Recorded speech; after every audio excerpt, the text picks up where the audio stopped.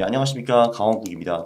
저는 이제 코트라라는 직장에 12년 다니다가 2021년에 때려치우고 파이어를 선언하고 이제 그 후에는 전업 투자자, 작가, 유튜버로 전환을 했습니다. 네, 그래서 할 수 있다 알고 투자라는 채널도 운영하고 있고 지금 책은 한 7권 정도 썼습니다. 저자님께서 그 계절 네. 그리고 달로서 이렇게 예. 확률로 투자를 하시기도 하잖아요. 네. 그래서 지금 이제 2023년 4월인데 네. 우선 지금은 좀 어떻게 투자를 하고 계세요? 일단 지금은 다 들어가 있어요. 네, 지금은 다 들어가 있고요. 3주에는 다 나갈 거예요. 네. 지금이 다 들어가 있다는 거는 주식 투자에 4월이니까요. 네, 그래서 이제 4월 20일 언저리 이제 다 이제 팔고 나갈 건데. 언제 들어가신 거예요? 우선? 저요. 그 10월 말에 이제 들어가기 시작해서 11월 말에 일부 들어갔고 1월 말에 일부 들어갔고 마지막 돈은 3월에 태웠죠. 네네. 그 이제 11월 4월이 워낙 좋기 때문에 이제 그렇게 하고 있고. 이제 그래서 4월 말에 이제 나가야죠. 네. 네. 그 한 번 더 네. 11월하고 4월이 왜 좋은 거죠? 11월 4월 왜 좋냐? 그 아주 심플한 사례가 하나 있는데 이제 IMF 때 그 1억 원이 있으면 우리가 강남 아파트를 살 수가 있었어요. 근데 그 돈을 이제 강남 아파트를 안 사고 예를 들면 우리가 코스닥에만 11월부터 4월에 투자를 했다라고 하면은 그럼 그 돈이 얼마가 되었을까요? 1억이? 8억이요. 네. 아 진짜요? 근데 뭐 이거는 사실 뭐 당연한 건데 뭐 사실 뭐 20몇 년 만에 8억 되는 게 여러 배 되는 게 당연하다고 저는 보는데 근데 그거보다 더 놀라운 거는 그럼 이제 우리가 11월 4월이 아니라 5월 10월에 투자했으면은 그 돈이 얼마 됐을까요? 이게 더 재밌는 질문이죠. 네. 얼마가 됐을까요? 그래도 뭐 한 두세 배? 아니요. 800만 원. 아 진짜요? 마이너스예요? 예. 그러니까 이제 11월 4월에만 코스닥에 투자했으면 그게 8억이 되었고 5월 10월에 800만 원이 되었어요. 100배 차이잖아요. 25년 만에. 와. 코스피는 그 정도는 아니에요. 코스피는 8억과 3천만 원. 그렇게 구분이 되고요. 그렇구나. 그래서 한마디로 5월 10월은 투자하기 굉장히 촉박한 시기라는 거를 이제 볼 수가 있죠. 근데 이게 한국만 그런 게 아니라 뭐 미국, 독일, 영국, 일본, 중국 다 똑같아요. 똑같지는 않지만 이제 확실히 11월 4월이 월등히 좋고 5월 10월이 나쁘다라는 거는 이제 모든 시장이 다 똑같아요. 뭔가 인간의 뭐 본성 같은 걸까요? 뭐 그런 것도 있을 수 있고 뭐 여러 가지 이유가 있을 거라고는 생각을 하는데 뭐 제가 굳이 한 몇백 년 전부터 유효한 전략이 이게 도대체 왜 그럴까 하면서 아니야 이거는 논리적으로 안 맞아 하고 제가 거의 거스르지는 않아요 기본적으로. 네. 그래서 왜 거슬러요? 그러면은 4월 언제라고 하셨죠? 언제 나오신다고 하신 거죠? 4월 그 마지막 주 전에 그러니까 21일 뭐 20일 21일 뭐 그 정도요. 그러면은 지금 수익률이 좀 괜찮으신 거예요? 올해 사실 수익률이 그렇게 대단히 좋지는 않은데 그래도 플러스로 가는 정도죠. 그러니까 왜냐면 이제 그건 좀 아쉽기는 한데 뭐 그래도 5월 10월 그러니까 근데 그 전에 5월 10월에는 제가 그때 투자를 했으면은 와장창 깨먹었겠죠. 그 정도. 네. 그러니까 다른 상대적으로 봤을 때는 선방을 한 거네요. 그쵸, 다른 투자자들에 비해서는. 이렇게 돼요. 그러면 이때는 11월에 들어가실 때는 어떤 전략으로 좀 들어가신 거예요? 11월에요? 네. 그냥 제가 늘 하는 소형 가치주, 소형 성장주, 뭐 소형 가속주 이런 거 들어가는 거죠. 네네. 그걸로 이렇게 설정하셔가지고. 네, 맞아요. 네. 들어가신 거군요. 그러면은 이제 4월에 주식을 다 파시면. 그러면 이제 또 다음 11월까지는 쉬시는 거예요? 쉬는 거는 일단 그냥 쉬는 게 100점 만점 80점은 가요. 제가 보기에는 그냥 아무것도 안 하는 게 아무것도 안 하는 게 80점인데 저도 심심하잖아요. 그래서 이것저것 할 건데 저는 5월 10월에는 돈을 버는 기대보다는 그냥 이제 332 용돈 정도 먹자라는 식으로 생각을 하고 있어요. 이제 그래서 이제 여러 가지 전략을 그냥 동시에 그냥 같이 쓸 건데 첫 번째는 이제 그냥 원래도 자산 배분 그거 좀 할 거고요. 그리고 이제 두 번째 동적 자산 배분 그거 좀 할 거고 세 번째는 이게 인간 지표 전략이 있는데 인간 지표 전략은 세상에서 가장 뛰어난 사람을 따라하는 방법이 있고 세상에서 가장 바보를 반대로 하는 방법도 있어요. 그러니까 세상에서 가장 뛰어난 사람은 결론적으로 데이비드 라이언이라는 사람이에요. 그분이 이제 트위터에 한 사람을 리딩방처럼 이제 올리시는데 그분이 22년부터 거의 다 맞았어요. 그래서 22년 같은 개떡장에도 그분 하는 거 따라했으면 50% 볼 수가 있었어요. 그래서 이제 그분 따라하는 게 하나 있고 두 번째는 개미들 중에서 이제 별로 잘 주식을 못 하시는 분들이 곱버스를 많이 사시거든요, 사실. 사거나 팔거나. 그래서 이제 개인들이 곱버스를 많이 사면은 그럼 이제 그들이 하락장을 예측한다는 거니까 저는 주가 지수 그러니까 ETF를 들어가고 그들이 곱버스를 많이 판다라는 거는 그들이 상승장을 예측을 한다는 거니까 저는 인버스를 사는 이제 그런 방법을 이제 또 하나 연구해 놓은 게 있고 그리고 전반적으로 5월, 10월에 코스닥이 인버스 수익이 굉장히 좋거든요. 왜냐면 코스닥이 많이 떨어지니까, 이제 5월, 10월에. 근데 그것도, 이제 최근, 이제 그 이동평균선을 보고서, 그러니까 커스닥 지수가 이동평균 밑에 있다. 그러면 이제 하락장이라는 거잖아요. 이제 그때 인버스를 하면 승률이 좀 더 좋아지더라고요. 네, 그런 전략도 하나 있고, 네, 그런 식으로 여러 개의 좀 작은 전략들, 빨리 나올 수 있는 전략들을 그냥 몇 개 그냥 나눠서 쓸 거예요. 저는 그냥. 네. 네. 그래서 그런 전략들을. 근데 돈을 많이 버는 게 이제 목표도 아니고, 어차피 다 그냥 단기 전략들만 쓸 거예요. 저는 5월, 10월에는. 네. 그래서 그런 전략들을 지난 책에서도 소개해 주셨고, 아니요, 요번에 거의 새로 나온 전략이 많아요. 아, 그래요? 네. 네. 그럼 유튜브로 공개를 해주시는 건가요? 유튜브 당연하죠. 당연하죠. 거기서 네. 이제 공개해 주시고. 그럼요. 네네. 네. 그러면 좀 말씀해 주신 네. 것들 중에서 저희 시청자분들 가운데서 네. 좀 손쉽게 조금 적용해 볼 만한 투자 방법 뭐 한두 개 소개시켜 주시면 안 될까요? 가장 간단한 거는요. 트위터에 보고서 데이비드 라이언이 시키는 거 따라하기. 그게 제일 좋아요. 네. 예, 그것도 참고로 이제 그분은 최근 트위터에서는 3월 30일 날 이제 그 당시에 그 스파이라는 ETF가 395 정도였거든요. 근데 오케이 지금 된 것 같다 들어가라 420, 30까지 갈 거다 이런 식으로 말씀을 해주셨죠. 네. 그럼 그때 파는 거예요? 착실히 리딩방을 해주시고요. 420, 35만 팔면 돼요. 맞아요. 그렇구나. 네. 그렇게 그냥 스파이로. 그분 같은 경우는 간결하게 한 달에 한 번 오셔가지고 리딩만 쭉 해주고 가거든요. 그렇잖아요. 데이비드 라이언. 데이비드 라이언은 참고로 1985년부터 87년까지 US 인베스팅 챔피언십에서 3번 연속으로 우승을 하신 분이고요. 그 3년 동안 1,400% 정도 이제 버셨어요. 네. 근데 그 실력이 녹슬지 않은 것 같더라고요. 보니까.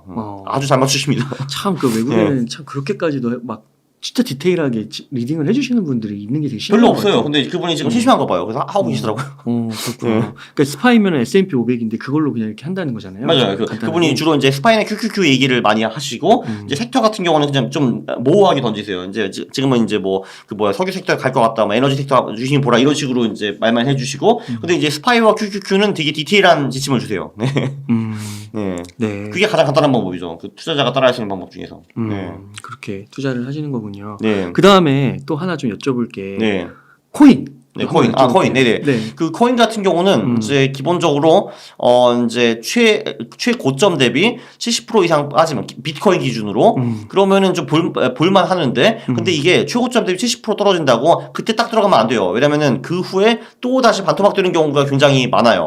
네, 요번에도 그랬어요. 요번에도 제가 기억하기로는 70% 깨진 후에 거기서 또 한 번 추가로 많이 빠졌거든요. 왜냐면 그 후에 또 뭐가 있었냐? 그때 무슨 FTX 거래소가 망하고 루나 사건도 있었고 했기 때문에 신나게 빠지면 또 빠졌거든요. 그러니까 그 신나게 빠진 후에 들어가면은 6개월 1년 동안 개고생할 수가 있어요. 그렇기 때문에 빠진 후에 바닥을 다진 후에 그 최저점 대비 2배 올라왔을 때 들어가는 게 상대적으로 안전합니다. 그러니까 예를 들면은 그래 지금 코인이 엄청 많이 올랐다가 팍팍 빠져가지고 최저점이 15,500불이었어요. 최근에는 15,500 곱하기 2는 얼마야? 31,000 정도 되는 거죠, 그죠? 네. 그럼 그 31,000불 언저리에 이제 들어가는 게 안전한데, 재밌는 건 지금 그래도 한 28,000 넘게까지 와 있어요. 그래서 이제 조만간 다시 들어갈 때가 되었죠. 그럼 이제 뭐를 들어가는 것인가? 가장 심플한 방법은 그냥 반반 나눠가지고 비트코인과 이더리움, 한마디로 가장 안 망할 것 같은 이제 코인에 들어가는 방법이 있고, 두 번째 부지런한 방법은 매주 최근에 가장 많이 오른 알트코인을 체크해가지고 거기 들어가는 방법이 있습니다. 근데 그거 되게 부지런해야 되죠, 당연히. 네. 사고팔고 해야 되는 거죠. 그렇죠. 사고팔 많이 하죠, 그거는. 네.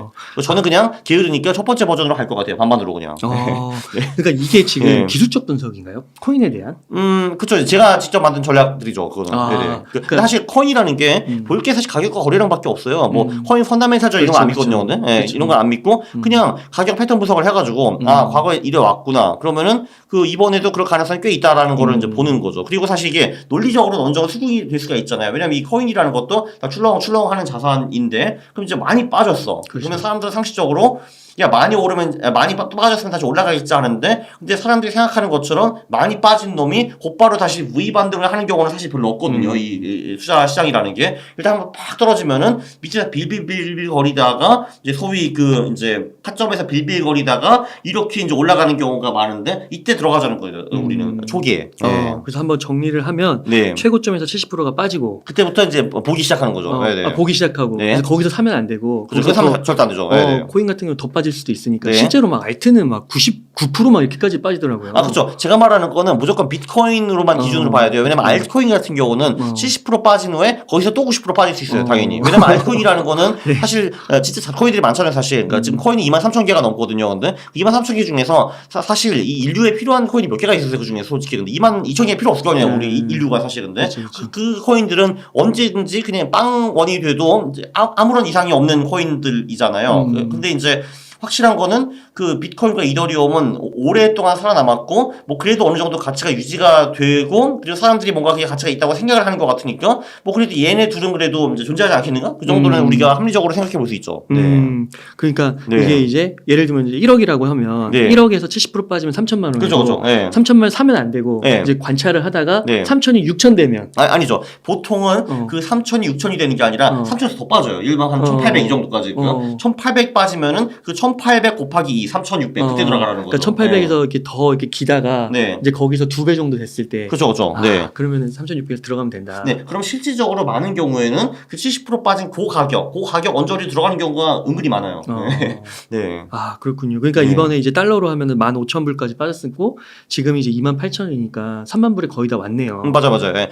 그리고 지금 사실 사람들이 이제 코인에 물려가지고 다시는 보기 싫어하는 분들이 사실 좀 지배적이잖아요. 그것도 사실 나쁘지는 않죠. 왜냐면 이제 분명히 그 추세선들이 스몰 2배 가까이 이미 올라와 있는데 그래도 사람들은 코인 아니다라고 생각하는 거니까 이 심리적인 관점에서 봐도 이제 그렇죠. 들어가는 게 나쁘지 않다라는 거 알 수가 있죠. 근데 네. 지금 말씀하신 게 되게 좀 설득이 저는 개인적으로 되는 게 네. 이 코인이니까 막 70% 이렇게 얘기가 되지. 네. 주식도 비슷한 것 같아요. 이렇게 한번 빠졌을 때 한 20-30% 빠졌을 때 네. 들어가면은 10% 더 빠질 때도 있잖아요. 그렇죠. 이제 그게 왜 그 그러니까 왜 그 급락 후에 들어가는 게 위험한지 제가 설명을 드릴 수가 있는데 이게 이제 그 두 가지 이유가 있어요. 첫 번째, 일단 뭔가 떨어진 이유가 있을 거 아니에요. 그게 근데 그 이유가 일단 존재를 해야 되니까 그 이유가 이제 어느 정도 해소를 해야지 얘가 다시 오를 수 있는 거잖아요. 자, 그리고 두 번째, 얘가 이제 팍 떨어졌어요. 근데 그러면은 V자 반등이 나오기가 아무래도 좀 어려운 이유가 뭐냐면은 그럼 얘가 이제 1억에서 그 3천까지 떨어졌어요. 근데 얘가 3,500으로 반등을 해. 그러면은 3,500에 물린 인간들이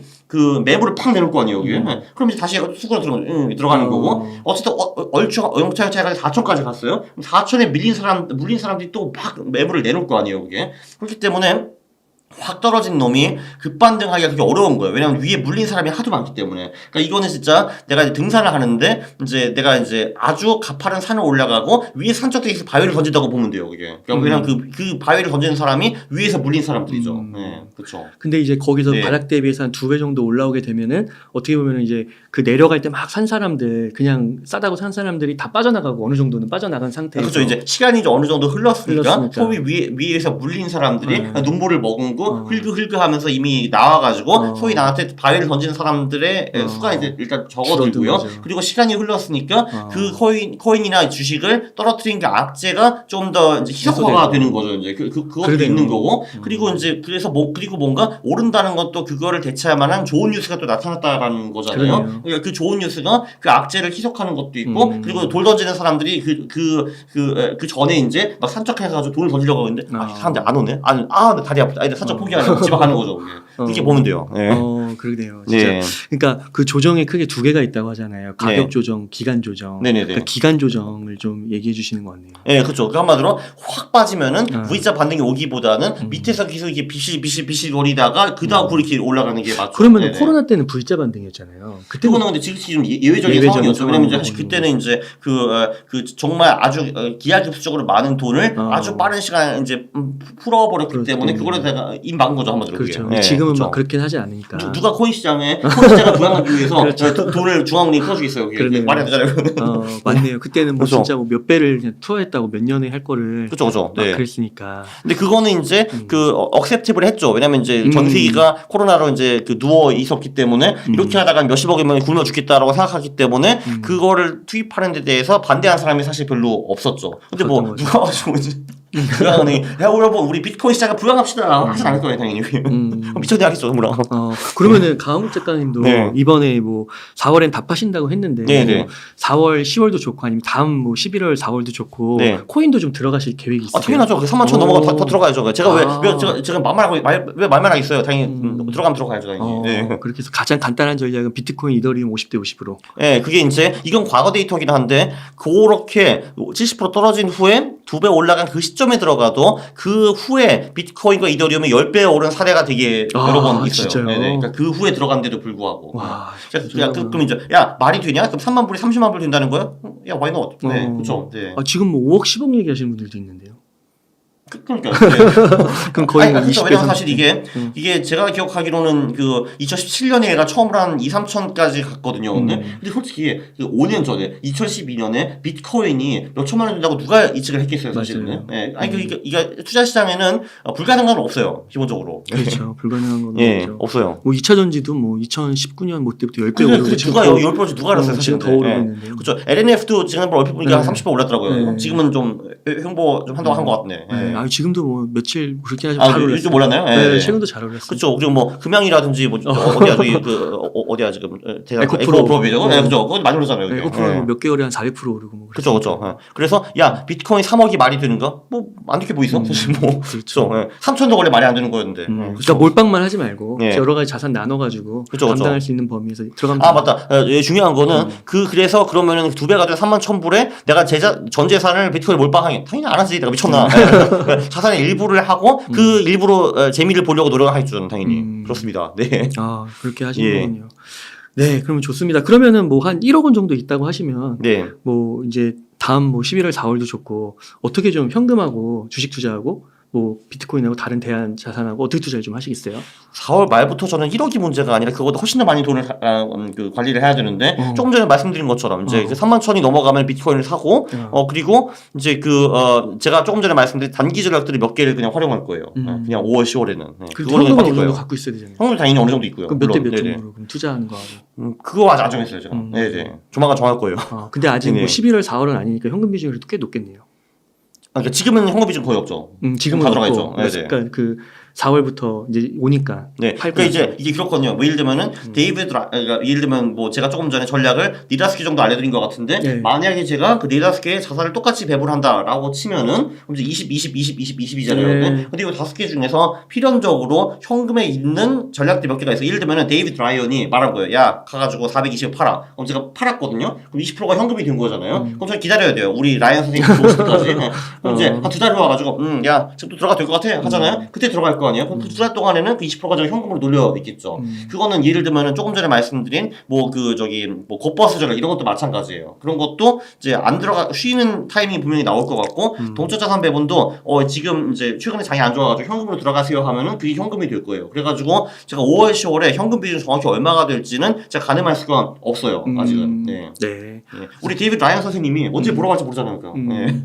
그런 거. 근데 물론 저도 데이비드 라이언에 당연히 여기서도 제가 전재산을 몰빵하지 않고 제 자산의 일부는 데이비드 라이언 리딩방으로 투자를 할 거예요. 그리고 이제 일부는 그 곧버스 전략으로 할 거고 뭐 일부는 저기 전적자산 배분을 하고 일부는 도저자산 배분을 하고 일부는 코인하고 이렇게 할 거예요. 그리고 혹시 괜찮으시면은 예. 그런 거 라이언 선생님이 얘기하실 때 콘텐츠로 좀 만들어서 웹원은 아니더라도 그것도 네. 재밌을 것 같은데요. 그러니까 이제 제가 그거를 유료 고객들한테는 당연히 이제 알려드리고 있고요. 네네. 그리고 이제 컨텐츠로 제가 이제 셔츠로 최근에 제가 찍었거든요. 근데 사실 그거 가지고 풀 컨텐츠를 만들기가 좀 어렵잖아요. 그러니까 보면 이제 트위터가 딱 요만큼 있어가지고 자 여러분 이 사람이 사라고 했습니다. 끝. 네, 30초 만에 그걸로 이제 제가 풀 영상을 만들었기 때문에 셔츠 같은 거 찍고 있죠, 그걸로. 네, 좋습니다. 그래서 이번에 이제 네. 주식 투자 강한국이 묻고 GPT가 답하다 또 네. 이렇게 책을 쓰셨는데 뭐이 책을 통해서 좀 시청자님들께서 뭘 좀 얻어가셨으면 좋은지 한번 정리해 주시죠. 이번이요. 일단 챗 GPT에 대해서 어디에 투자하세요라는 말을 제가 못 하겠어요. 일단 제가 어리석은 거이기도 하고 그리고 실제로 5년 10년을 누가 위너로 나올지 저는 전혀 모르겠다고 생각을 하고 이거 아는 사람 없을 거예요, 기본적으로. 구글이가 마이크로소프트 CEO도 몰라요. 참고로. 그래서 그것보다는 사실 이 챗 GPT가 이제 우리 인생과 이제 인류의 혁신적인 이제 변화를 야기할 건데 제가 보기에는 이게 이제 교육부터 완전 팍 바뀌어야 된다라고 사실 생각을 합니다. 그래서 일단 이미 성인이 되신 분 같은 경우에는 빨리 기술을 배우는 것이 좋을 것 같아요. 왜냐면 이거 이제 한 1년, 2년, 3년 안에 못 배우면 상당히 도태가 많이 될 거고. 기술이라는 게 뭐예요? 챗GPT를 활용해가지고 뭔가 하는 그 기술을 빨리 배워야 되고요. 왜냐면은 그거는 정말 농담 아니고 이걸 1년, 3년, 5년 안에 체득을 못하면은 그냥 당신 일자리에 날아갈 수가 있어요. 제가 보기에는. 그러면 이제 당장 큰 문제가 생길 거고요. 그걸로.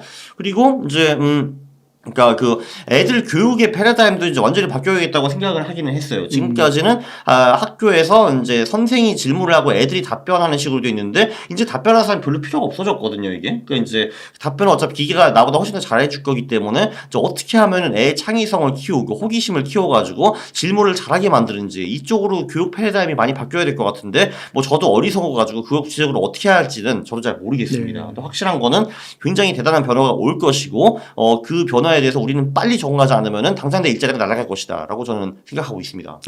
네, 좋습니다. 그러면은 끝으로 시청자님들께 좀 하고 싶으신 말씀, 강조하고 싶으신 말씀 일단 부탁드릴게요. 그 AI 주식을 사는 거는 뭐 괜찮은데, 근데 실적이 실제로 나오고 실적이 성장한 후에 사도 절대 늦지 않는다라고 말씀드리고 싶습니다. 왜냐면 이거 테마는 굉장히 장기적인 테마이기 때문에 그거를 다 보고 들어가도 늦지 않아요. 여러분, 그 워렌 버핏은 이미 다 성장한 애플 가지고 100조를 벌었습니다. 네.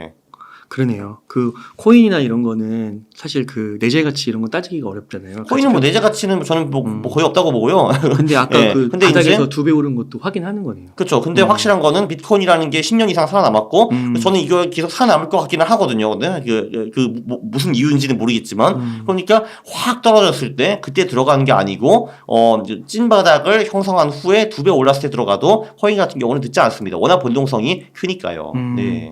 그래서 저는 오늘 강한국 작가님 인터뷰하면서 뭐 요런 거 한번 정리해 보면 좋을 것 같아요. 이 주식 투자 강한 거기 묻고 GPT가 답하다. 이걸 이제 GPT가 한 80-90% 쓰셨다고 했잖아요. 그러니까 어느 정도인지 GPT가 그걸 구체적으로 가늠하실 수 있을 것 같거든요. 특히 저희 채널은 이제 주식 투자 이런 쪽에 관심이 많으시니까 이 정도까지 쓸 수 있어 내가 몰랐던 건데. 그러니까 이제 저는 이 책에서는 80-90% 정도 썼고요. 근데 이거를 가지고 투자에 활용할 수 있는 방법이 진짜 되게 많아요. 그러니까 이제 이름은 이런 거죠. 그러니까 첫 번째 그 트위터에 데이비드 라이언이 뭔가 글을 올렸어요. 그 영어를 잘하시는 분들이 그거 딱 보면 이해가 되는데 한국인도 영어를 잘 못하잖아요 기본적으로. 그럼 그거를 일단 챗GPT에다가 넣어요. 넣으면은 번역도 해주거든요 얘가. 자 근데 그러면 거기서 이해가 못하는 단어가 나올 수가 있거든요. 오늘. 그러면 그 단어가 의미하는 게 뭐냐 물어보면은 그것도 답변을 해줘요 얘가 친절하게. 그러면 이런 게 궁금이 생기죠. 도대체 데이비드 라이언이가 뭐 하는 인간이고 그 사람이 투자 스타일은 뭐냐 물어보잖아요. 답변 다 해줘요. 그럼 캔 슬림이라는 전략을 주로 많이 쓴다라고 하거든요. 캔 슬림은 뭐냐 물어보면은 캔 슬림에 대해서 친절하게 답변해주거든요. 오닐이라는 사람 만들었다고? 오닐은 뭐 하는 사람이야? 또 친절하게 답변해주고 그러면 오닐과 라이언과 뭐 이런 사람들의 다른 책이 있니? 나 좀 더 공부하고 싶은데 이런 책이 있습니다. 영상이 있니? 영상 이런 거 있습니다. 그렇기 때문에 투자 공부하는데 진짜 좋아요 이게. 왜냐면은 이게 이 모든 거를 사실 투자 고수한테 직접 물어볼 수 있거든요. 근데 투자 고수는 당신이 놀아줄 시간이 없잖아요 기본적으로. 그 사람 바쁘기 때문에. 근데 얘는 당신을 24시간 놀아줄 거예요. 그래서 당신에 대한 모든 그 궁금한 점을 답변해 줄 수 있기 때문에 한마디로 그러니까 투자를 공부하려는 의지가 있으면은 초급에서 중고급까지 가는 시간이 비약적으로 단축이 될 수가 있어요. 그걸 다 물어볼 수가 있으니까. 네. 그리고 이제 챗GPT의 설명이 어느 정도 좀 불충분하다 하면은 그럼 이거를 설명해 주는 소스 좀 갖고 와봐 하면 거기 가서 또 추가 공부를 할 수가 있고 그렇기 때문에 이제 그 투자를 배우는 그 시간이 엄청나게 절약이 됐어요. 그렇다고 해서 챗GPT에 그럼 나 뭘 사야 되는가 이딴 거 물어보면은 답변을 안 해줘요 걔가. 나는 AI 랭귀지 모델이기 때문에 그런 거 답변해 줄 수 없습니다. 그러나 나는 성장주 투자에 대한 일반적인 의견을 낼 수 있습니다. 그런 식으로 답변해 줘요. 네. 네. 좋은 것 같습니다. 네. 그래서 공부하기 너무 좋아요, 이거. 네. 공부하기가 너무 좋다. 그래서 그거를 한번 확인해 보시면 좋겠고. 그렇죠. 그리고 이게 사실 투자 쪽 같은 경우는 이제 한국어로 쓰인 이제 좀 도움이 된 자료가 한 1기라고 하면은 영어에는 50 정도가 있거든요. 근데 사실 이게 이제 한국의 영어 교육이 워낙 이상하기 때문에 한국 사람이 기본적으로 영어를 되게 못해요. 그래서 이제 그거를 그냥 처음부터 패스하는 경우가 많은데 이제는 GPT를 통해 가지고 그 언어 장벽이 또 많이 허물어졌죠. 그것도 굉장히 좋은 것 같습니다. 네. 그리고 그거 에세이 다 봐주고 읽어준다고도 하더라고요. 뭐 굳이 제가 읽을 것까지는 없잖아요, 사실 근데 그래도 예, 그쵸. 네. 그러니까 진짜 그 영어 교정하시는 분들은 네네. 그 영어 선생님들이 그러시더라고요. 네. 금방 한 1년, 2년 되면 없어질 것 같다고. 그러니까 사실 저도 이게 굉장히 좋게 보는 게 이게 사실 우리 애들한테 이제 획일적인 교육을 하는 이유가 선생이라는 리소스가 부족해서 그런 거잖아요. 왜냐면 사실 이제 그 모든 사람이 사실 재능이 다르기 때문에 원칙적으로는 선생 한 명이 한 제자를 가르쳐야 되는 게 맞다고 생각을 하는데 그게 안 되잖아요. 이게 기본적으로 사람이 없으니까. 근데 GPT를 통해서 저는 그게 가능할 거라고 보기 때문에 이제 애들이 본인만의 재능을 키우기가 굉장히 좋아졌다고 저는 봅니다. 그래서 저는 사실 미래를 좋게 봐요. 네. 그 개별성. 네. 그런 미래를 좋게 보기는 하는데 지금 존재하는 기업 중에 절반 이상 사라질 거예요. 네. 그렇게 봅니다. 네. 그래서 빨리 그 적응이 필요하다. 네. 그래서 GPT에 대해서 여러분들 그래도 좀 최근에 여러분들을 인터뷰했는데 그 중에서 가장 그래요? 그냥 적대 멘트 아니시고요. 그 이해도 측면도 그렇긴 하겠지만 가장 이렇게 미래를 긍정적으로 보시는 것 같아요. 근데 어떻게 미래를 어떻게 부정적으로 볼 수가 있지 사람이? 네. 뭐 부정적인 거는 아니지만 아직도 뭐 실수가 많다 뭐 이런 정도로 강조하시는데 그거는 이제 AI에 대한 이제 이해가 없어서 그래요. 네. 그러니까 그게 왜 그러냐면은 이제 기본적으로 이게 사람 기준에 생각해서 그러는데 사람은 초급에서 중급까지 빨리 가고 중급에서 9급까지 가는데 그 러닝 커브가 되게 느려지거든요. 근데 AI는 반대예요. AI는 처음에 이렇게 막 기어들고 있다가 한번 이제 임계점에 넘어가면 이런 식으로 가거든요. 기하급수적으로. 그래서 지금 거의 이제 지금에 있는 그 에러 같은 것들은 몇 년은 무조건 사라져요. 네. 그 러닝 커브가 반대로 돼 있다는. 반대로 돼 있죠. 되게 인상있네요.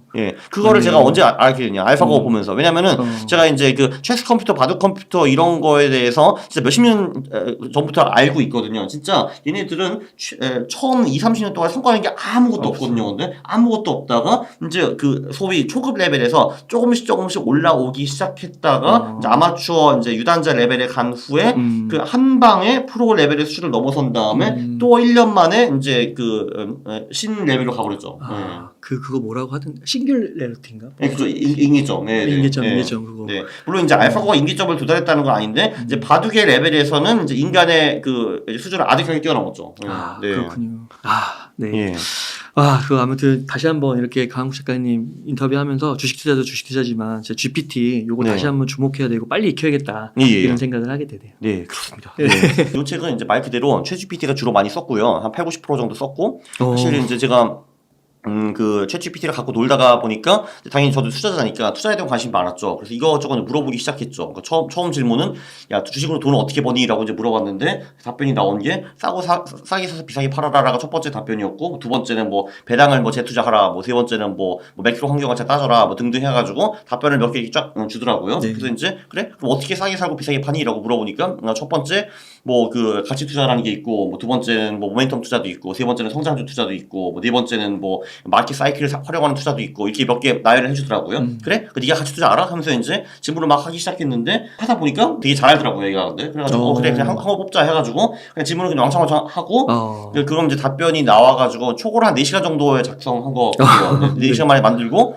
물론 그 목차도 챗GPT가 달성해 줍니다. 그러니까 내가 이제 이런 내용으로 책을 쓰고 싶은데 목차를 만들어 줄래? 한 목차를 쫙 만들어 줘요. 그 목차를 이제 하나하나 따라가면서 질문을 하고 이제 질문하면 이제 초고 내용이 나왔으니까 그거를 제가 이제 번역기를 통해 가지고 번역을 한 다음에 이제 그 내용을 보고서 이 내용이 좀 불충분하다 하면 제가 추가 질문을 계속 던졌어요. 추가 질문을 던지고 좀 엉뚱한 질문들도 많이 던졌습니다. 그리고 이제 그 책을 보면은 제 코멘트가 200개가 넘게 들어가 있는데 한마디로 이제 이거는 굉장히 좋은 얘기인 것 같다. 또는 이거는 좀 아닌 것 같다. 이거는 나랑 완전히 동의하지 않는데 맞을 수도 있다. 이런 식으로 이제 코멘트를 많이 내가 남겨놨어요 거기다가. 그러면은 진짜 GPT의 수준도 한번 가늠해 볼 수가 있겠네요. 강한국 작가님이 또 이렇게 거기에 대해서 자신의 생각도 밝혀주셨으니까요. 그러니까 이게 책을 이제 저도 처음에 이제 접하고 읽어봤을 때. 이제 뭐 당연히 GPT가 이제 거의 최초니까요. 이런 책은 또 최초 아닌가요? 그러니까 제가 사실 최초 전문 서적을 쓰려고 빨리 쓰긴 했는데, 근데 이제 그 전에 쓰신 분들이 몇 분 있는 것 같더라고요. 다른 테마로. 근데 이제 주식 쪽에서는 제가 이제 한국에서는 확실히 최초일 것 같고, 전 세계적으로는 잘 모르겠네요. 그 전에 또 책을 쓴 사람이 있는지, 이제 그것까지는 제가 잘 모르겠는데, 뭐 최초 책 중에 하나는 맞죠, 확실히. 그러니까 이제 GPT에게 주식 투자에 대해서 물어보고 거기에 대해서 답변을 쓰고, 그 다음에 좀 불충분한 것 같으면 또 보충 질문을 하고. 쓰고 그러다가 이제 내 생각과 좀 다르면은 또 내 생각을 쓰고 야 그렇군요. 굉장히 저는 이거 책 보면서 굉장히 기획이 기획이 뛰어나다. 창의적이다. 아니 창의적인 거 아니고 사실 그러니까 제가 이제 요거를 한번 돌려 보니까 이제 한 몇 년 후에는 그 책을 작가가 직접 쓰는 경우는 이제 별로 없을 것 같아요. 아 그래 그 정도예요? 네, 그러니까 아니 물론 이제 작가가 이제 가장 중요한 일이 해야 되는 거는 뭐냐 하면은 이제 그 테마를 찾아내는 거죠. 그것까지는 본인이 해야죠. 근데 물론 그것도 챗GPT 도움 받을 수 있어요. 지금 이제 하상기 본이 이런 식으로 물어봐가지고 답변을 유도해낼 수가 있긴 한데, 근데 사실은 이제 그 작가가 이제 해야 되는 거는 그 테마를 잡는 거죠. 물론 저는 이제 소설 말고 비소설을 얘기를 하는 거죠. 소설은 이제 그게 아마 좀 아직은 좀 어려운 것 같고. 그 이제 비소설 같은 경우는 테마를 이제 한마디로 사람들이 읽을만 하고 궁금해하면 테마를 잡아내는 것이 이제 저자의 이제 메인 워크가 될 것 같고, 그리고 이제 그 테마에 대해서 내용을 뽑고 이제 쓰는 거는 챗GPT가 상당 부분 해줄 것 같아요. 네. 사실 저는 이제 3.5 버전으로 썼거든요. 3.5 버전이 나왔고, 전 지금은 4.0을 쓰고 있는데 4.0이 훨씬 나아요. 훨씬 나아요. 네. 그리고 조만간 또 5.0이 나온다고 하는데 그건 더 나아지겠죠, 당연히. 네. 그렇기 때문에 이제 한 진짜 3년 5년 정도 지나면은 그 비소설 그 작가님들은 사실 직접 책을 쓰는 경우는 이제 별로 없을 것 같아요, 사실. 예. 아, 그렇군요. 물론 이제 그게 이제 패러다임이라는 게 바뀔 때까지 이제 시간이 좀 걸리죠. 사람이라는 게 보수적이기 때문에. 근데 그래서 오케이 3년 5년은 모르겠는데 진짜 한 10년 20년 되면은 사실 이제 얘가 소위 비서 역할을 다 해줄 것 같고 이제 저자는 어떤 TMR로 쓸까, 어떤 게 사람에 관심이 있을까 이런 걸로 이제 고민을 해야 될 것 같아요. 네. 그러니까 이번에 챗 GPT 3.5 버전으로 쓰신 것도 원래는 이제 이런 GPT 도움 없이 그냥 원래 처음부터 이렇게 글을 쓰시는데 한 4개월 정도 걸리신다고 책에 써 있더라고요. 저는 보통 책 한 권 쓰는데 한 4개월 정도 걸리죠. 네. 근데 이번에는 이제 4시간.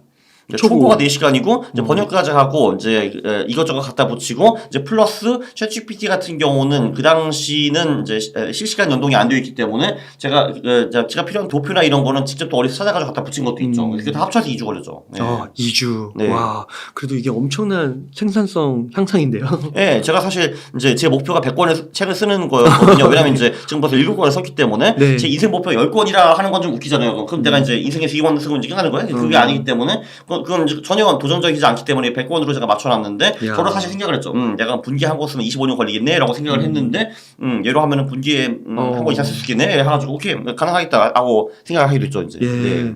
아 그래서 한번 질문을 구체적으로 한번 드려보면은 이 챗 GPT를 경험하신 분들 가운데 어떤 분들은 막 진짜 세상의 패러다임을 바꿀 것이다라고 딱 한 측에서는 그렇게 얘기를 하고 한쪽은 또 아직도 오류도 많고 먼 미래다. 그럼 작가님은 어느 정도에 서 있으신 거예요? 이제 어떤 사람들은 이 챗GPT를 아이폰 이런 걸로 같이 이제 비교를 하더라고요. 아이폰과 맞먹는, 어떻게 챗GPT를 아이폰 따위랑 비교를 할 수 있냐라고 생각하거든요. 근데 어떻게 무슨 스마트폰 따위랑 어떻게 챗GPT를 비교를 할 수 있냐라고 생각을 해요. 이거는 이제 저는 그냥 이제 이게 그 전 세계 모든 패러다임을 바꿀 거라고 저는 생각을 합니다. 아, 진짜요? 그 정도예요? 그러니까 왜냐면 이게 지금은 이게 사실 신기술이 오면은 이게 사실 우리 생활에 스며들기까지는 사실 시간이 좀 걸려요. 왜냐면 예를 들면 이제 인터넷 같은 경우도 90년대에 나왔는데 전부 다 스며들기까지는 글쎄야 그래도 10년 정도 걸린 것 같거든요. 근데 이 기술도 마찬가지기는 할 텐데 결국은 이제 이 기술이 우리 모든 인생에 다 스며들 거예요. 그리고 이제 이게 사실 이제 흥미로운 거는 이제 사실 그러니까 이게 나옴으로써 제가 보기에는 사무직이 거의 필요가 없게 되었거든요. 이게. 네, 물론 이제 필요는 할 텐데 옛날에 10명이었던 거 한두 명이 할 수 있게 될 거야 아마 이거를 통해 가지고 이제 그런 패러다임이 바뀌는 거고 딱 보면은 직업군이 아예 팍팍 사라지겠구나 이런 게 딱 보이더라고요. 그러니까 예를 들면은 저도 이제 번역을 했잖아요, 이 책을. 한마디로 이런 식으로 예를 들면 내가 한국어로 책을 썼는데 이거를 영문을 만들고 싶어 할 경우에는 일단 이거를 번역기 같은 경우는 1차 번역을 돌린 다음에 근데 그러면 내용이 좀 어색하거든요. 영어 원어민 입장에서 보기에는. 그럼 그 내용을 챗GPT에 갖다 놓고 이거를 좀 매끄럽게 써줘 하면 써주거든요. 아 진짜요? 네. 그렇기 때문에 사실 한영 번역을 하는 사람이 제가 보기에는 필요가 없어요. 더 이상. 네. 물론 이제 그것도 이제 진짜 엄청나게 이제 많은 업무를 하면은 옛날에 100명이 했던 거 한두 명이 점검만 하면 돼. 이게 어떻게 맞았나 이 정도만 하면 되고. 그렇죠. 그리고 뭐 요즘에 뭐 코파일럿 이런 것도 나왔잖아요. 사실 뭐 PPT나 뭐 이런 거 엑셀 이런 거 마냥 깨갱 했는데 이제 그런 것도 사실 이제 10명이 하던 거 1명이 할 수가 있고. 그리고 뭐 이런 것도 돼요. 사실 저도 이제 어제 엑셀로 이제 했는데 공식을 잘 몰라가지고 제가 그냥 얼추 말로 그냥 챗GPT 썼거든요. 나 이거 하고 싶은데 이거 이제 엑셀로 공식 좀 만들어주면 만들어주거든요. 네, 그리고 그거를 파이썬으로도 해주더라고요. 내가 지금 이제 A라는 전략이 있는데 그러니까 이 A라는 전략에 대한 내용은 이제 요 링크 가면 나와 있고 그럼 이거를 이제 파이썬으로 코드 만들어줄래 하면 만들어주고 만들어줘요. 예, 그리고 이제 그거를 제가 이제 전문가한테 보여주니까 얼추 다 맞다고. 물론 이제 살짝 몇 개 수정할 게 있게 보이긴 하는데 그게 다라고 하더라고요. 이게. 그렇구나. 네, 네. 아 그러니까 요즘에 막 그 보니까 PPT 같은 것도 네. 뭐 어떤 주제에 대해서 작성해줘 하니까 막 자기가 다 작성하고 맞아요. 그림 도표 그리고 막 그래프 그리고 막 그러더라고요. 맞아요. 그리고 그걸 영상으로 만들어주기도 해요. 그래서 이제 실제로 챗GPT한테 챗GPT를 통해서 돈을 어떻게 버니라고 물어보잖아요. 그럼 그것도 쫙 알려주는데 뭐 그 중에 하나가 영상 만들기예요. 그럼 영상 어떻게 만드냐 하니까 그러면 이제 네가 TMR을 주고 키워드를 몇 개 주면은 거기에 대해서 얘가 스크립트를 짜줘요. 그럼 스크립트를 짜주고 그럼 그거에 대해서 제가 직접 영상을 찍을 수 있고 스크립트를 읽으면서 또는 그 스크립트를 무슨 AI 무슨 뭐 영상 만드는데 갖다 주면은 걔가 알아가지고 아바타 갖다 붙여가지고 영상 같은 거 만들어주기도 해요. 그거. 네. 그러니까 이게 진짜 말이 무성했는데 실제로 이렇게 적용을 하셔가지고 활용을 하셔서 책을 이렇게 쓰신 거잖아요. 아 맞다. 그리고 그 말씀하셨잖아요. 이게 완벽하지 않다고. 당연히 완벽하지 않죠. 초기 버전인데. 그러니까 그 사실 그러니까 AI가 처음 이제 그 우리의 뇌리에 각인된 게 그 첫 번째가 알파고고 두 번째가 챗GPT거든요. 근데 이제 알파고 같은 경우는 이제 어땠냐 하면은 그때 처음 나온 게 2016년. 제가 바둑을 아마 5단 정도 두거든요. 바둑에 관심 많아요. 그래서 이제 그때 15년 그 말에 처음 그 알파고 논문이 발표가 되었고 그때 환후이라는 프로 기사한테 이겼다라는 말이 있었어요. 그 사람이 이제 유럽 챔피언 정도 하는 사람이고 중국 출신인데 좀 약한 프로죠. 그래서 약한 프로를 5대 0으로 발랐어요. 근데 그러니까 이세돌이 다음 상대였는데 이세돌이 그 기보를 보더니만 야 이 정도로 나한테 못 이긴다는 말 했거든요. 근데 오케이 그 말이 맞긴 맞는데 6개월 만에 이제 이세돌을 이겼죠. 근데 사실 그게 2016년 3월이었는데 그때까지만 해도 이제 이세돌한테 고전을 할 정도였어요. 한 판 졌잖아요, 알파고가. 그래도 고전을 할 정도 레벨이었는데 이제 2017년인가 그때 이제 마스터 버전이 나왔어요. 그거는 이제 인간을 완전히 이제 파운딩하기 시작했죠. 그러니까 60대 0으로 이겼거든요, 인간한테. 그리고 그 다음에는 알파 제로라는 버전이 나와가지고 그 알파 제로는 알파 마스터한테 90대 10으로 이기는 프로그램이에요. 네. 그리고 그 후에 또 또 하나가 나와가지고 얘는 그 다음 버전한테 60대 40으로 이기는 프로그램 정도 만들고 그리고 이제 구글과 딥마인드는 바둑계에서 은퇴했어요. 왜냐면 이제 바둑은 우리가 이거 할 수 있다라는 거 보여주는 테스트 베드였지 이 사실 바둑 자체가 우리를 뭐 반백해주진 않잖아요, 사실 근데 프로 기사가 아닌 이상. 네. 그러니까 제가 정확하게 이 얘기를 왜 하냐 하면은 3.5는 당연히 에러와 이런저런 문제가 많이 있고 4.0은 그 중에 상당 부분을 보완을 했고 5.0, 6.0, 7.0 나오면서 그 문제들은 거의 사라져가지고 인간은 더 이상 이제 이 AI의 에러를 찾기는 어려울 것이다라고 이제 말씀드리고 싶은 거죠. 알파고가 발전한 것처럼 발전할 것이다. 네네. 사실 그렇게 보면은 그 알파고가 지금 완벽한 바둑을 두느냐 그건 또 사실 아니거든요. 네? 그래서 걔도 에러를 합니다. 왜냐면은 컴 대 컴 대결을 하면은 한 컴퓨터가 이기거든요. 네? 그럼 두 번째 컴퓨터가 실수를 했다라는 거잖아요. 네? 근데 그 실수는 너무 하이 클래스이기 때문에 우리가 더 이상 찾아낼 수 없어요. 네. 그렇게 보면 돼요, 그냥. 그러니까 옛날에는 10명이 하던 일이 완벽하지는 않지만 그래도 막 한두 명으로 다 커버할 수 있다는 그런 개념인 거네요. 네, 그렇죠. 그래서 지금 같은 게 이제 챗GPT 나오는 에러 같은 경우는 이제 팩추얼 에러. 그러니까 한마디로 이제 내가 뭐 물어봤는데 아예 답변을 잘못하는 경우가 좀 있고, 그리고 사실 이제 그거보다는 질문이 좀 이제 바보 같거나 일반적이면은 사실 일반적인 답변을 해줘요, 걔가 근데. 그래서 이제 얘가 바보 같다라는 얘기를 하는 건데, 그거 네가 바보인 거야. 네가 잘못 질문을 바보같이 해가지고. 이제 그거죠, 사실은. 아, 그렇구나. 네. 그러니까 어떤 책에서 봤는데 그 어떤 산업에서 고용 유발 개수라는 게 있어서 예를 들면 뭐 반도체 같은 데서 옛날에는 100명이 필요했는데 지금은 이제 자동화를 해서 막 한두 명밖에 필요가 없다는 거예요. 그렇죠. 뭐 그런 식으로 이제 챗GPT도 이 세상을 혁명적으로 그게 혁명이잖아요. 사실 패러다임의 변화고. 그러니까 사실 제가 보기에는 그러니까 지금 있는 일자리 중에서 절반 이상은 날아갈 거예요. 근데 이제 지금까지는 그랬죠. 지금 기존 일자리가 날아가면은 새로운 게 계속 생겼거든요. 그런데 사실 저도 이번 챗GPT를 통해서 새로운 일자들이 많이 생길 것 같은데 근데 그게 어느 쪽으로 갈지는 제가 지금 상상도 못 하겠어요, 사실은. 그 정도군요. 옛날에 사실 마차 운전하신 분들은 자동차 나오면 되게 싫었거든요, 사실. 근데 그러니까 저것 때문에 우리 다 망한다 했는데, 그치 이제 마차는 아무도 안 타지만 그 대신에 그분은 택시 드라이버가 되셨겠죠, 당연히. 그런 식으로 기술이 계속 발전하면서 새로운 일자리가 많이 생기는 것도 많을 텐데 제 생각에는 지금 있는 기존의 일자리 중에 절반 이상 사라질 거고 이제 그게 새로운 일자리가 채울 건데 그게 뭔지는 전혀 모르겠어요. 아유, 그렇군요. 그러니까 실제로 이렇게 책을 쓰신 분이 이렇게 얘기를 하시니까 더 무게가 실리는 것 같습니다. 그러면 이렇게 어떻게 상상이 될지 모르겠지만 GPT 자체는 굉장히 혁신적인 아이폰과 뭐 이렇게 모바일 혁명에 비견하시는 거예요. 어떻게 그런 거랑 비교할 수 있나요? 더 큰가요? 더 크게 보시는 거예요? 아니, 그러니까 전화하고 카톡하는 걸 어떻게 비교할 수가 있어요, 지금. 그래요? 그러면 정말 가히 혁명적이라고 할 수 있는데 그러면 그런 차원에서 그 GPT 자체는 중요하니까 그거를 우선 첫 번째는 저희가 주식 투자를 하니까 네. 어떤 기업에 좀 투자를 하면 좋을지 한번 생각해 보신 적 있으신지 궁금합니다. 그거를 제가 생각을 해봤는데 답을 찾지 못했어요. 예. 이게 제가 이제 내일 모레쯤 왜 내가 2차 전지와 AI에 투자를 안 하는지라는 자극적인 영상을 올릴 거거든요. AI와 2차 전지에 투자를 안 한다. 네. 근데 사실 여기서 근데 살짝 말을 해야 될 거는 제가 장기 투자는 안 한다라고 말하고 싶었어요. 근데 사실 그 이유가 뭐냐면은 제가 이제 다음 달에 이제 워렌 버핏 만나러 이제 오마하에 가요. 이제 물론 그분이 저를 만나주시는 게 아니라 제가 주주총회 간다는 건데 네. 그래서 제가 그분을 만나기 전에 이제 스노우볼이라는 책을 꺼내봤죠. 아마 아실 텐데요. 네, 이제 스노우볼의 첫 챕터에 무슨 얘기가 나오냐면은 1999년에 그 워렌 버핏이 어떤 이제 VVIP 파티에 갔는데 거기 이제 인터넷 신흥 분야들도 많이 있었대요. 그 앞에 대놓고 가가지고 야 신기술에 투자하는 그러니까 신기술은 그 혁신적으로 사회를 바꾸지만 투자자들은 망하게 만든다라는 말을 했어요. 그게 이제 무슨 말이냐면은 이분이 그 말씀하시더라고요. 20대기 초반에 가장 핫한 산업은 자동차 산업이었다. 한때 미국에서 자동차 회사가 2,000개가 넘었다. 근데 그 중에서 3개가 남았다. 근데 아신지 모르겠는데 그 당시 3개가 남았는데 2009년에 제너럴 모터스 파산한 번 했고 크라이슬러는 그 독일 다임러에 팔렸다가 다임러가 다시 뱉어가지고 이태리 피아트라는 회사에 이제 팔렸거든요.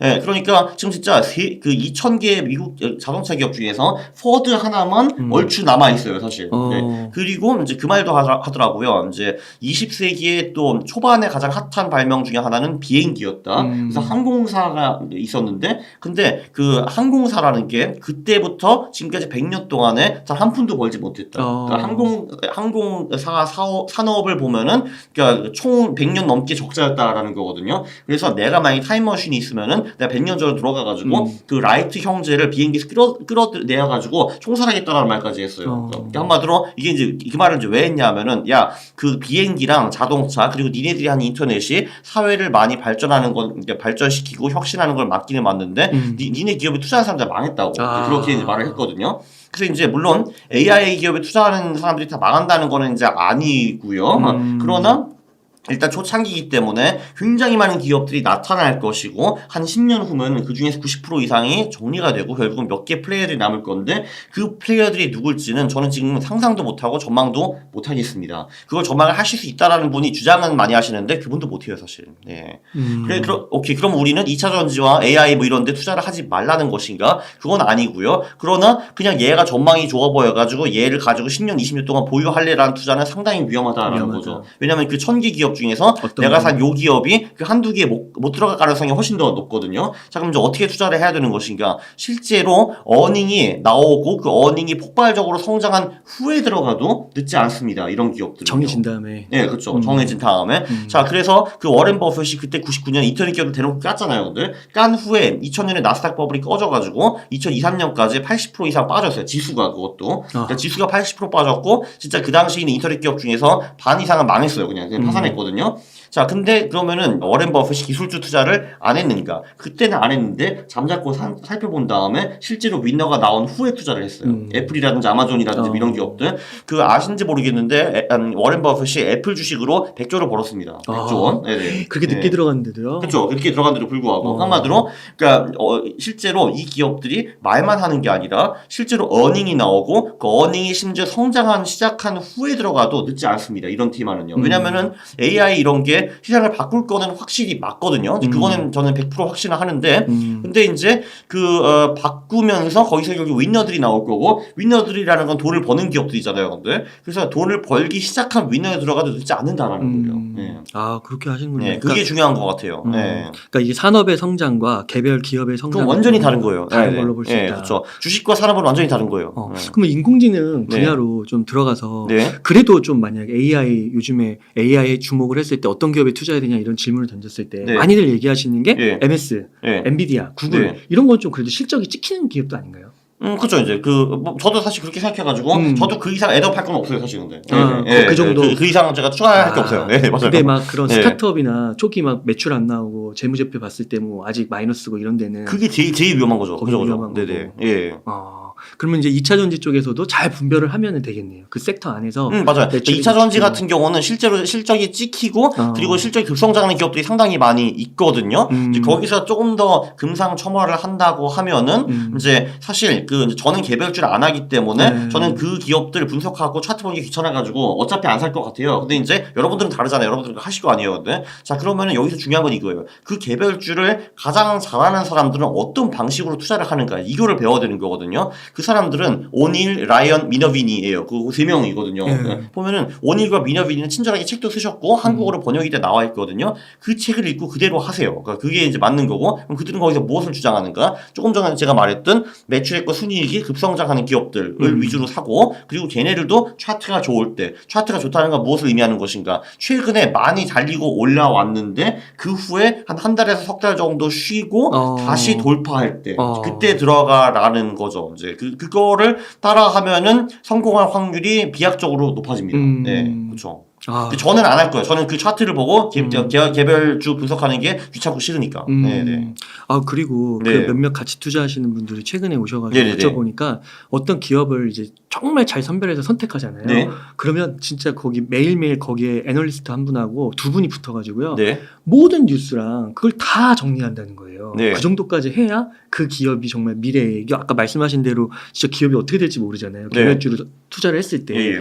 그렇게까지 노력을 들이신다고 하더라고요. 그러니까 그걸 들었을 때 이게 개별 기업에 투자를 하는 게 얼마나 에너지와 시간이 많이 드는 건지 가늠이 되더라고요. 저는 기본적으로 이제 가치 투자자들은 그러니까 이제 저는 이제 또 최수 두는데 거기 있자 한 챔피언이 두 번째 챔피언에서 이렇게 평가를 했어요. 그러니까 저 두 번째 챔피언은 말이야, 쟤는 진짜 좀 개미 같아. 전봇대가 있잖아. 그럼 전봇대를 이렇게 쫙 올라가가지고 다시 쫙 내려가고 이렇게 가는 이제 개미 같다. 그 나 같은 사람 재능이 있기 때문에 전봇대가 있잖아. 피해간다. 이렇게 말을 하더라고요. 네. 근데 저는 이제 사실 가치 투자자를 볼 때 그 전봇대 올라가서 내려가는 사람을 이제 늘 보는 것 같아요. 왜 굳이 그렇게까지 하냐 이거예요. 사실 아니 왜 분기마다 순위 시키잖아요. 매출액이라는데 그거 보고 판단을 듣지 않고 그리고 사실 그게 나오기 전에 이미 가격이 꺾여주거든요. 근데 그거 보고 나가면 돼요, 그냥. 그래서 저는 장기 투자는 반대예요, 기본적으로. 그러니까 이제 그런 식으로 그러니까 이제 소위 조금 전에 말한 그러니까 이익과 매출액이 성장을 하고 차트도 이뻐 보이는 애를 들어가가지고 걔가 가격이 다시 꺾이거나 아니면 이제 펀더멘털이 꺾일 때 이제 팔고 나가라는 거죠.